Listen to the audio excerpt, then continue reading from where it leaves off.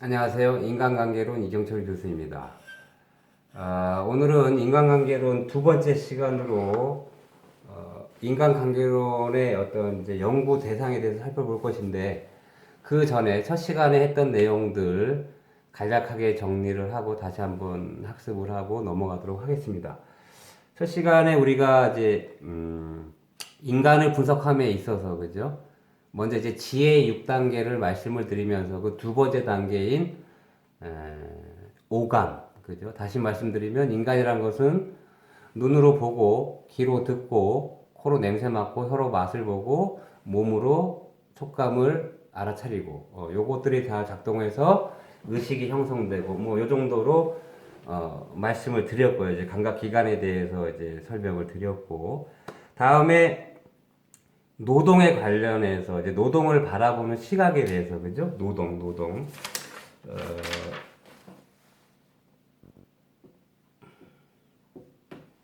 노동을 이제 크게 저 지난 시간에 말씀드린 거는 노동이라는 것은 나쁜 것이다, 괴로운 것이다, 악한 것이다라고 이제 주장하신 분 있죠. 노동을 바라봤을 때 여러분 잘 아시는 심리학자 프로이드라는 분이 노동은 나쁜 것이다, 뭐 이런 식으로 주장을 했고요. 괴로운 것이다라고 주장을 했고, 다음에 이와는 반대로 노동은 신성한 것이다 라고 주장하신 분이 누군가요? 막스라는 분, 그죠? 막스. 노동은 신성한 것이고 좋은 것이다. 여러분 잘 아시다시피 이분은 정치학자이면서 경제학자이면서, 그죠? 사회 분석가면서, 또 여러분 잘 아시는 유물론, 공산주의 사상도 발표하신 분이고 체계한 분이고, 하여간 이분이 바라봤을 때 노동은 좋은 것이다 라고 이분은 주장을 했고요. 또 이거와는 관계없이 메슬로우라는 분은 노동을 뭐라고 했어요? 자아실현의 수단으로 보셨죠. 메슬로우, 그죠? 지난 시간에 말씀을 드렸어요. 메슬로우라는 분은 노동을 자아실현의 수단이다라고 이제 평가를 하셨고요. 물론 이분은 욕구 5단계서를 발표한 분으로 더 유명하신 분이지만, 우리 지난 시간에 설명을 안 드렸습니다만 이때 벨이란 분이 있었어요. 벨이란 분은 노동은 여가와 연결될 때만 의미가 있다라고 또 주장을 하셨습니다. 뭐 하여간 이렇게 노동을 바라보는 관점에 대해서 이렇게 말씀을 드렸고, 시대적으로 또 간략하게 말씀을 드리면, 고대 그리스 시대에는 그 노예들이 해야 될, 마땅히 해야 될 업무, 일, 몫이라고 했어요. 이거는 이제 형벌로 간주를 했다고 그래서 형벌. 노예들은 이제 형벌인, 그러니까 얘들은 아침에 일어나면 무조건 삶이 그냥 일만 하는 거죠. 그러니까 고대 그리스는 노예들이 담당해야 될 일이다, 짐이다, 형벌이란 개념으로 이렇게 노동에 대해서 말씀드렸고, 중세 시대에는, 그죠? 중세 시대에는 전반적으로 노동은 이제 신성한 것이다라고 이제 사회적으로 이렇게 인식을 했고요. 근대 시대에 오면서 앞서 말씀드린 프로이드나 막스 이분들이 그 당시 시대의 사람들이죠. 노동에 대해서 좋게 보신 분, 또 나쁘게 보신 분 갈라지고, 현대 시대로 오면서 이분, 그죠? 메슬로우는 노동은 자아 실현의 수단으로 이제 평가를 하셨고요. 그리고 이제 노동에 대해서 또 말씀을 드리면 한국하고 미국만 보더라도 좀 다른 것 같아요. 미국만 보더라도 이제 문화도 다르고 정서도 다른데, 저도 예전에 이게 어떤 강의 자료에서 이게 들은 것 같은데 출처를 잘 모르겠네. 혹시 여러분들 노동에 관련된 그 영어 이름을 아십니까? 제가 기억나는 대로 말씀을 드리겠습니다. 여러분들 카펜터라는 이름 아십니까? 미국의 카펜터. 이게 뭡니까? 카펜터. 마차바퀴, 수레바퀴 이거 만드시는 분들이 있어요. 그죠? 마차바퀴라 해야 되나? 마차바퀴 고치는 사람. 예. 마차바퀴 고치는 사람. 이 이름이 있고, 또 우리 흔한 거 스미스라는 이름 아시죠? 스미스. 이거 뭡니까? 스미스. 대장장이라는 뜻입니다. 대장장이. 그 다음에 노동과 관련된 이름 셰필드라는 게 있죠. 셰필드. 예전에 이렇게 양 몰던 사람들, 양무리들, 양떼무리, 양떼무리 하는 분들. 그 다음에 또 하나가 뭐가 있습니까? 밀러, 예, 밀러. 여러분 좋아하시는 술. 근데 이건 뭡니까? 밀러는 뭡니까? 밀러? 쌀. 그러니까 방앗간 운영했던 분들 이제 밀러라고 하고요.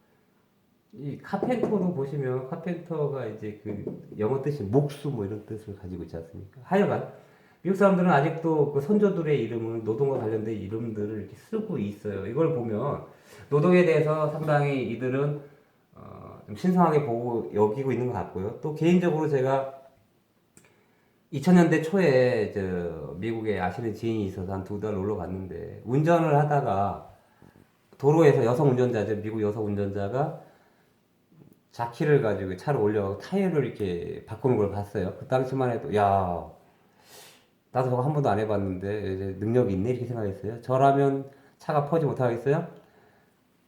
보험회사 전화하면 항공 바로 와서 교체해 주잖아요. 그죠? 그때 그랬고 그 다음에 이렇게 동네를 이렇게 돌아다니다 보니까 이렇게 막 가족끼리 막 이렇게 바깥에 페인트 칠도 하길 보기도 좋고 얘들은 다 능력들이 좋다 이렇게만 생각했습니다. 근데 여러분 알다시피 우리나라도 이렇게 컴퓨터가 고장이 나거나 그죠 어떤 전자제품이 고장이 나면 AS 기사분이 오시잖아요. 그럼 고쳐주시고 뭐 간혹 가다가 뭐 출장돼서 뭐 1, 2만 원 받을 경우도 있고요. 그죠? 그런 걸 제외하고 뭐 그닥 따로 이렇게 돈을 받지 않지 않습니까?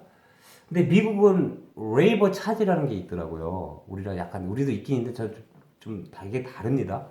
제가 아시는 그 미국 분도 그러고 얘들 오면 만약에 뭐 어떤 전자제품이 고장나서 뭐 부품 하나 갈았다는데 그 돈이 뭐 1,000원이다. 이건 당연히 내야 되는 거. 이거 관계없이 이 기사분이 오신 거 있잖아. 이 사람이 무조건 오면 100% 줘야 된대 그 당시에. 뭐 참인지 거신지 모르겠지만 하여간 레이버 차지가 있습니다.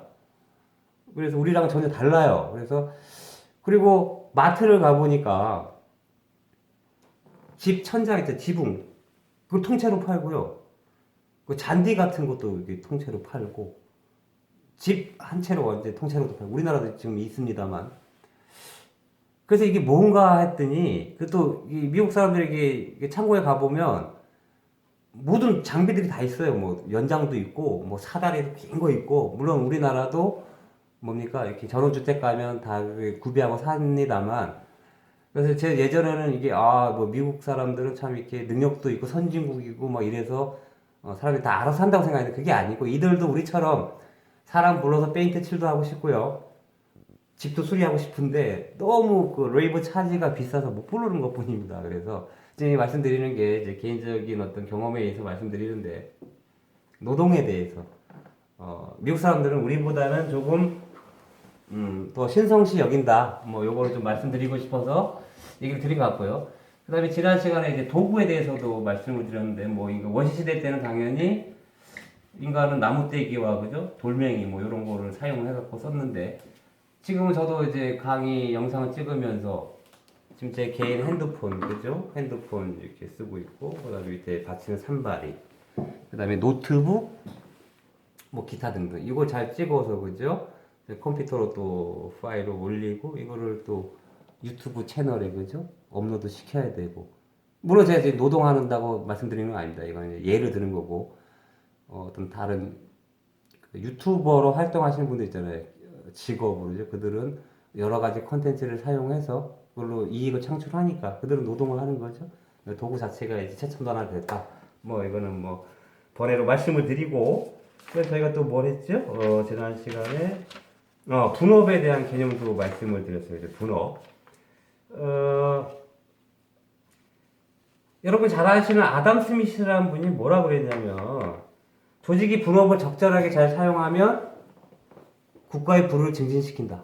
애덤 스미스. 이게 뭐 사실 분업을 하는 이유가 그죠? 생산성의 향상을 위해서 이제 분업을 하는 거잖아요. 그죠? 분업을. 애덤 스미스 갑자기 생각나네. 이분도 이름이 스미스. 조상 중에 대장장인가 있을 수도 있네. 물어본 적은 없습니다. 하여간 이름이 그렇습니다. 하여간 이제 분업 그 개념도 얼마 안 됐다고 말씀드렸어요. 인류가 그죠? 산업혁명이 일어나면서 일을 쫙 나눠가지고 했을 때 훨씬 더 많은 생산량을 얻을 수 있는 결과를 냈기 때문에.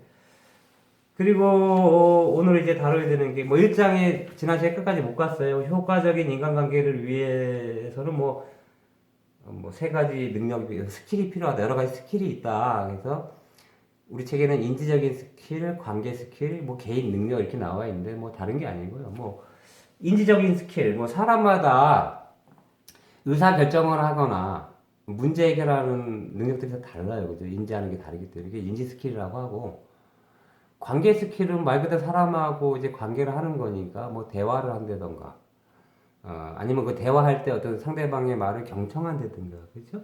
협상을 한다든가, 그때 발휘되는 어떤 스킬들을 말하는 거고요. 다시 말씀드리면, 인간관계를 원활하게 하려면, 그죠? 상대방의 말을 경청하는 태도도 필요하겠죠? 생각도 정리해서 말하고, 나 혼자만 얘기하는 게 아니고. 그다음에 뭐 개인 능력. 저희 책에는 뭐 개인 능력에서 뭐 적응력, 발랄함, 정직성, 자아 개발 뭐 이런 게 있는데, 제일 중요한 게 유연성, 플렉시블한 거죠. 항상 뭐 대화를 하건 뭐 관계를 할 때 의견이 충돌을 할 때, 그죠? 제 생각에 꼭 맞는 건 아니잖아요. 꼭 틀리지도 않지만 꼭 맞다고 판단하면 안 되고, 혹시 내게 맞더라도 다른 사람의 의견이 내가 생각한 것보다 더 효율적이거나 합리적일 수도 있다라는 걸 염두를 해야 되기 때문에, 뭐 지금 여기서 다루는 거는 이런 것들을 잘 적절하게 활용을 할 때 관계를 효과적으로 할 수 있다, 이런 얘기를 하는 거고요. 계속해서 우리 2장에서 다뤄될 내용은, 여러분들 2장의 교재를 보시면 첫 번째 쭉 나와 있는 게, 지난 시간에도 말씀드렸듯이 인간관계론과 밀접된 학문들에 대해서 나와요. 뭐 심리학, 뭐 인간행동학, 정치학, 뭐 등등등, 사회심리학, 뭐 이런 것들에 대해서 설명이 쫙 나와 있고요. 그래서 그걸 여러분이 살펴보시면 될 것 같고요. 인접 학문에 대해서 나와 있는 거니까. 그 다음에 나와 있는 게 이제 인간관계론의 연구 대상, 그래가지고 오늘 이제 본격적으로 다루는 건데요. 이게 뭐냐면, 이제 고전학파라는 게 나오고, 행동학파가 나오고, 그 다음 경영과학학파, 뭐 이렇게 나오는데, 먼저 이제 고전학파라는 게 뭐냐. 지금 말씀드리는 게 뭐냐면, 여기 이제 학자들이 여러분이 나옵니다. 그 시대의 그 학자들은 기업을 어떻게 운영해야 되느냐, 라는 거에 대한 얘기를 하고 있습니다. 먼저,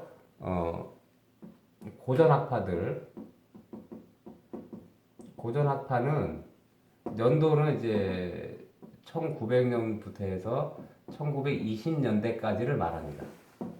지금부터 100년 전입니다. 근데 이분들의 주장은 뭐냐면, 이게 제일 중요한 거죠. 이 전체적인 좀 내용이 폐쇄적입니다. 폐쇄적이고, 그러나 이분들이 주장하는 건 합리적인 주장을 합니다.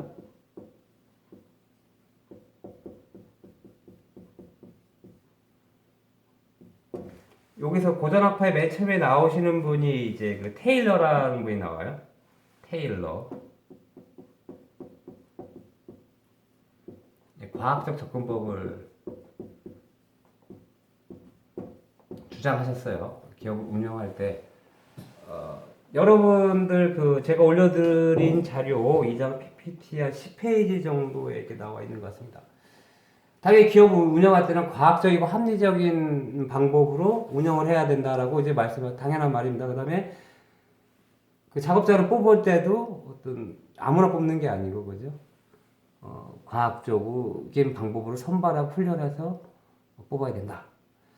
그 다음에 어떤 임금 형태도 합리화 시켜야 되고, 작업자의 어떤 신체 조건에 대한 것도 분석을 해야 되고,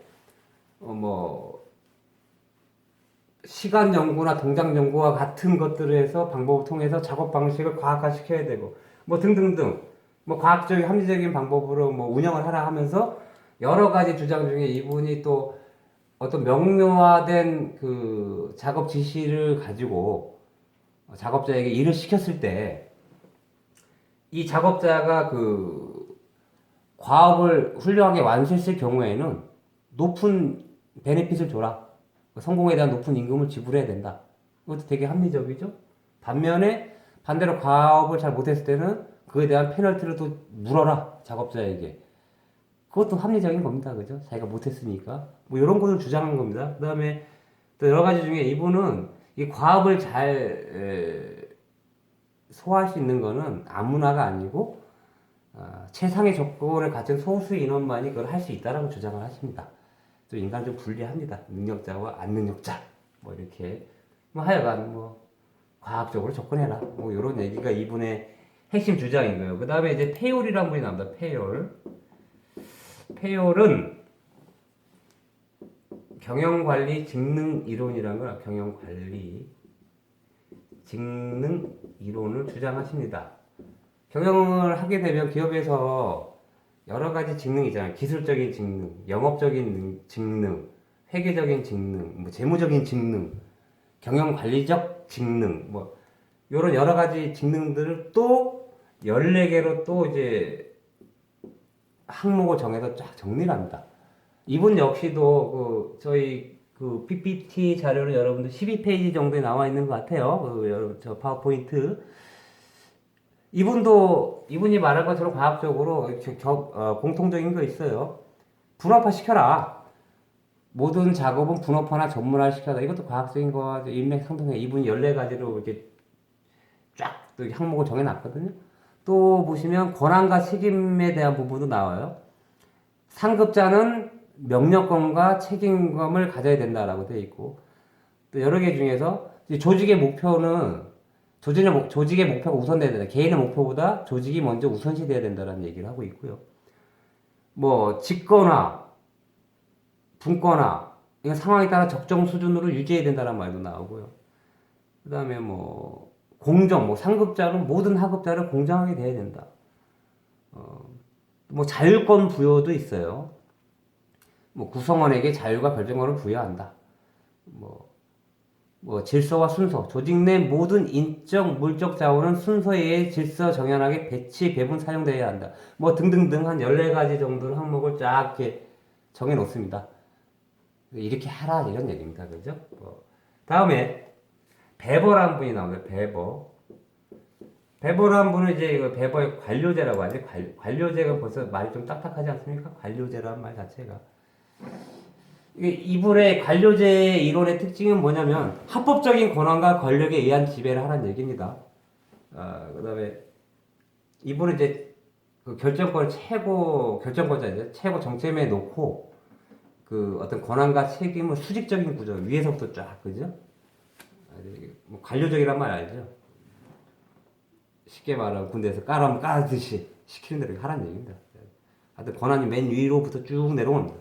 이분도 전문화에 의해서 과업을 분화시켜라고도 말씀하셨고, 또 연공과 고과에 의한 승진, 연공제 아시죠? 연공제 어떤 오래되신 분인데 고과 어떤 과업을 잘한 사람 순으로 해서 그 능력대지.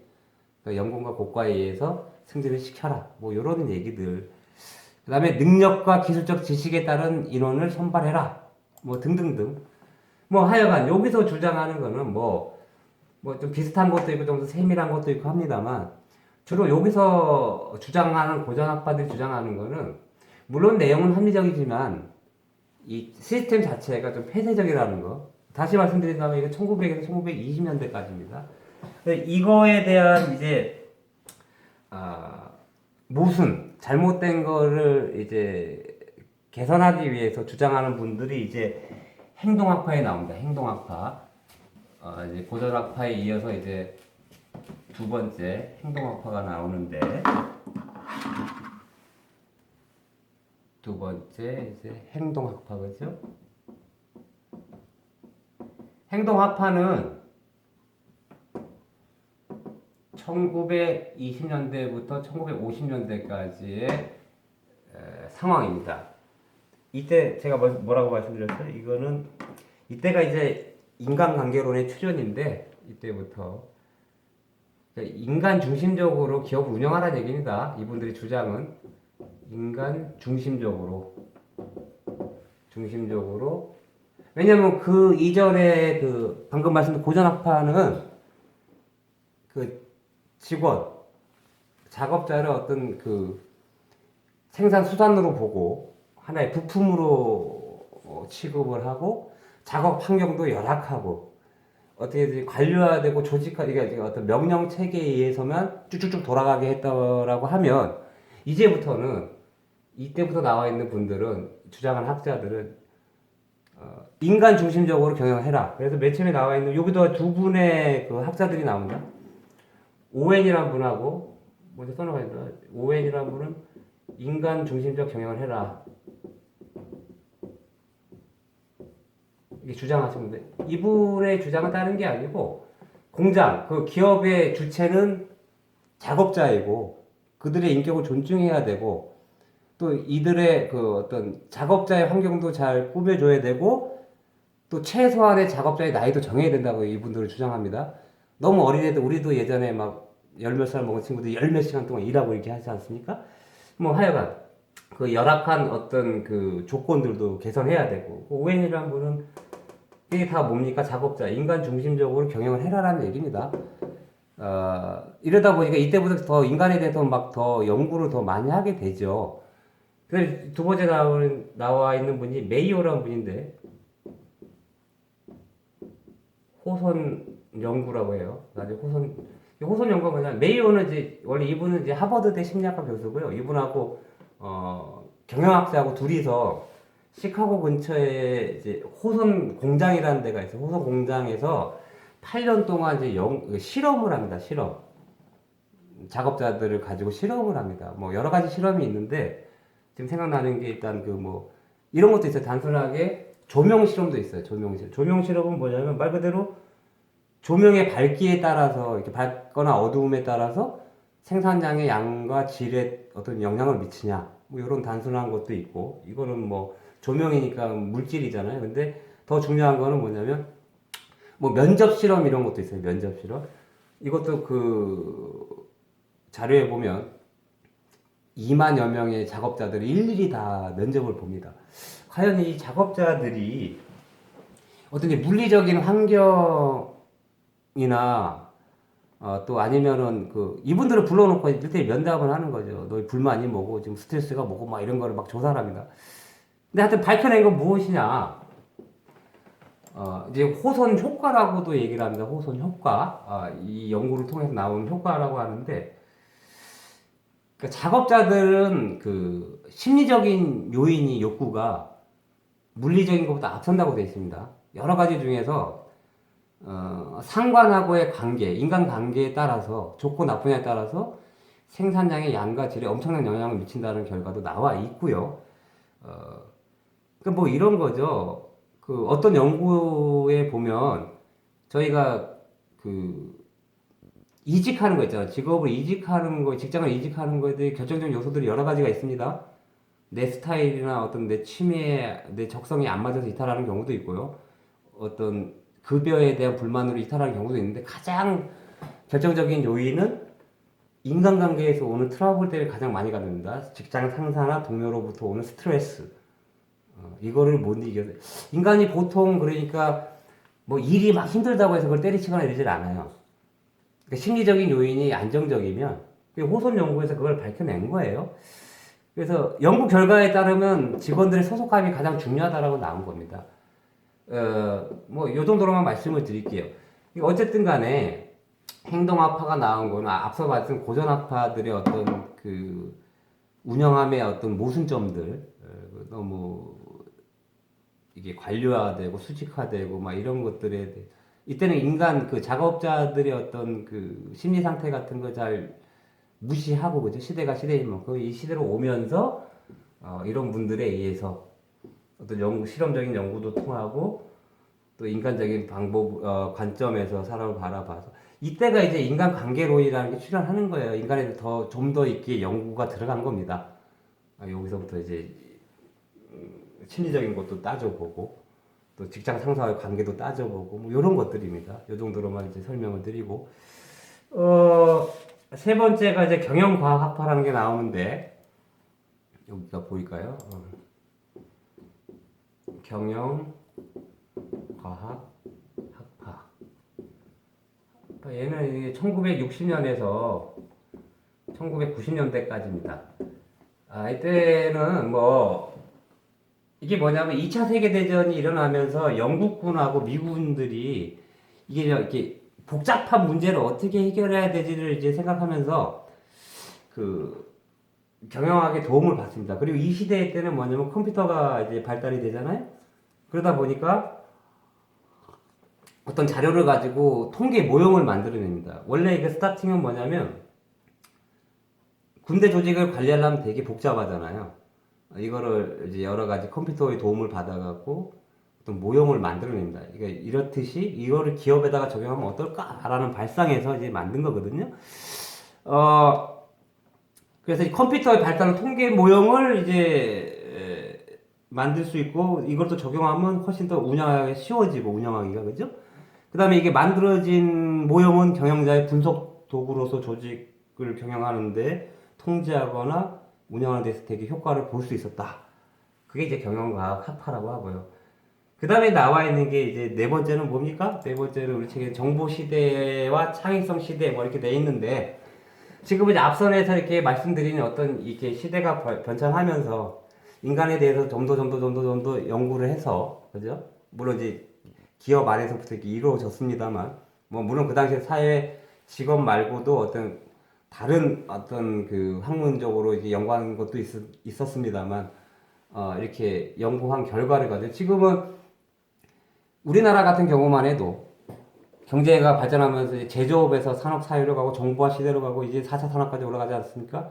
지금 우리나라 기업들은 지금 이 연구들을 뿐만이 아니고 모든 지금은 이제 뇌과학까지 발달돼 있잖아요. 인간에 대해서 그죠? 우리 뇌가 어떻게 작동하고 또 심리적인 게 어떤 거고 이런 것들이 다 연구가 끝났기 때문에 이런 것들을 활용해서 지금 기업을 운영하고 있다. 뭐 이런 정도로 얘기를 드리고 이게 또 이제 우리가 이제 제가 좀 여분으로 말씀드리면 인간을 분석하는 데 있어서도 저희 때만 해도 IQ 지능 지수만 높으면 IQ 뭐예요? 인텔리전스 코션트라고 그러잖아요. 그죠? IQ만 좋으면 뭐 이 친구가 뛰어나다 이렇게 생각했지만 그게 아니죠. EQ 감정 이모셔널 코션트도 있고 감정 지수도 있고 그다음에 S 그 소셜 코션트 그죠? 사회적 지수도 있고 IQ가 아무리 좋아도 지능 지수는 좋은데 또 감정 지수나 사회적 지수, 인간관계 못하는 친구도 있고, 그죠? 사람마다 능력이 다릅니다. 이런 것들도 예전에는 저희 고등학교 다닐 때까지만 해도 IQ란 개념밖에 몰라가지고, 그 외에 여러 가지 또, 이론들이 있지 않습니까? 하여간, 뭐, 저희가 접할 수 있는 것들, 저는 이제 공간관념이 되게 떨어집니다. 공간에 대한 이게 개념이 되게 약해가지고, 어릴 때는 뭐 지하철을 타고 꼭 반대로 가는 것 같고, 지금도 어디가 막 헤맵니다. 내비게이션이 없으면 못 가요. 어릴 때 단순히 내 머리가 나쁜 거 그게 아니고 여러 능력 중에서 저는 그 부분이 떨어지는 사람인 걸 알았다는 거죠. 뭐 하여간 뭐 그럼 다음 시간에 좀 연결해서 하고 이게 시간 관계상 그래서 오늘은 여기까지만 이제 좀 이렇게 살펴보고요. 다음 시간에 어떤 인간관계 3장에서는 변화라든가 인간 존재의 유형 그리고 뭐 인간관계 메커니즘 인간관계 개선 등등에 관련돼서 이제 살펴볼까 합니다. 하여튼 오늘도 좀 말이 좀 빨랐고 그죠? 이게 찍다 보니까 이게 시간에 제한이 좀 있습니다. 사실 이거 찍다 보고 아까도 40분, 50분 찍고 30분 지나니까 모르겠어요. 제 그 핸드폰 용량이 작아서 그런지 잘려버리더라고요. 이게 다시 찍고 있는 거거든요. 하여간 오늘 여기까지 수업을 하고요. 또 다음 시간에 좀 더 퀄리티 있게 발전되게 좀 더 낫게 또 수업을 진행할 거 약속드리고 오늘 여기까지만 하겠습니다. 고생들 많으셨습니다. 감사합니다.